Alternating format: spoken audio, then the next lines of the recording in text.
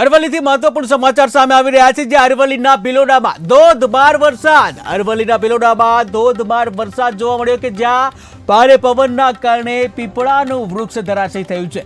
ત્યારે police station નજીક વૃક્ષ નીચે ખાબક્યું કે જ્યાં વૃક્ષ નીચે ખાબકતા જે વીજ થાંભલા જે જમીનદોસ્ત થયા. ત્યારે પોલીસે ટ્રાફિક હટાવી માર્ગ ચાલુ કરાવ્યો હતો કે જ્યાં હાલ સાર્વત્રિક વરસાદ જોવા મળી રહ્યો છે. ત્યારે અરવલ્લીમાં પણ વરસાદ જોવા મળ્યો. અરવલ્લીના ભિલોડામાં ધોધમાર વરસાદ ખાબક્યો હતો અને જ્યાં ભારે પવનના કારણે પીપળાનું વૃક્ષ છે ધરાશયી થયું હતું.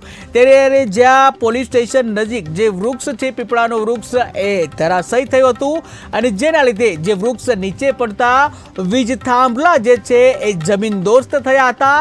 ત્યારે આ અંગે જે ટ્રાફિક જામ થયો હતો અને જ્યાં પોલીસે ટ્રાફિક હટાવી માર્ગ છે એને ચાલુ કરાવ્યો હતો.